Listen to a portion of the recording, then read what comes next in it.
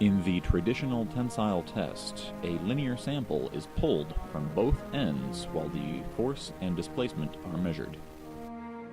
This design has severe limitations when applied to high-rate materials characterization.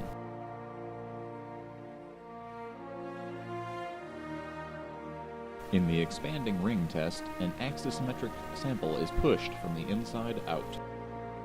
This geometry is not subject to the same limitations as the traditional test. The fully instrumented ring expansion system is made up of 4 essential components: the potential energy storage system, an actuator, a sample, and the instrumentation.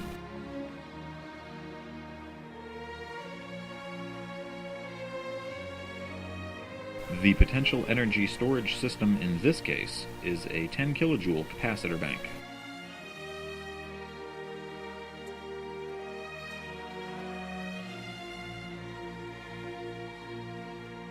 This pulsed power system was both designed and fabricated in-house with custom assemblies, commercial off-the-shelf components, and surplus high-voltage gear.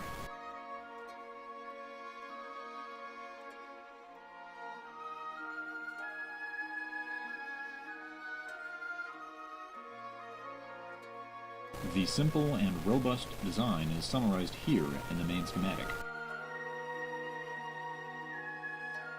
Subsystems include the voltage comparator feedback circuit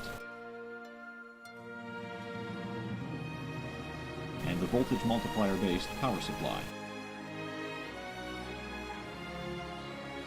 For highly conductive samples, such as copper and aluminum alloys, efficient acceleration may be obtained via an electromagnetic actuator. This is an inexpensive, disposable electromagnetic actuator. The form is CNC machined from plastic, while the coil is hand-wound magnet wire. Insulation is provided by dielectric tape. Here is a design of a permanent electromagnetic actuator. Although more expensive to manufacture initially, the permanent coil allows more convenient assessment of many samples, provided they are the same size.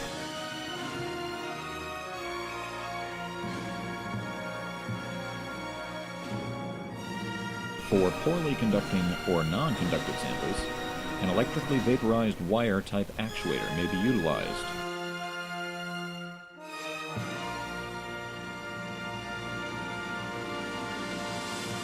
Similar to the disposable electromagnetic actuator, an electrically vaporized wire type actuator is consumable by design.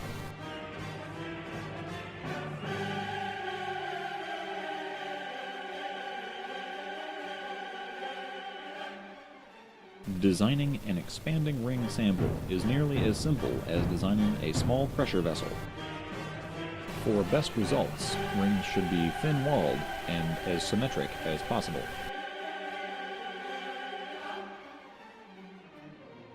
Several photon Doppler velocimetry systems have been developed at The Ohio State University. These laser-based systems accurately measure velocity at several points on a sample surface with respect to time. The raw data from the PDV is treated with a short-time Fourier transform to yield a continuous signal of velocity versus time.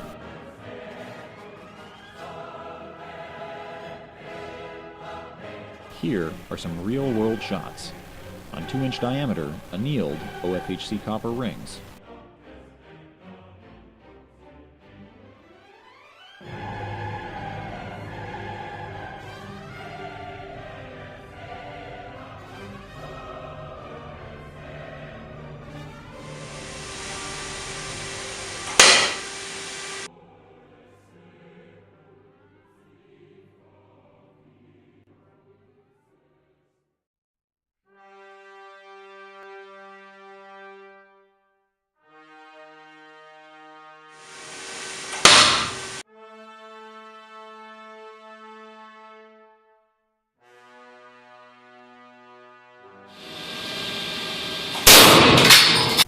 The symmetry of an expanding ring test allows a one-dimensional analysis to be utilized.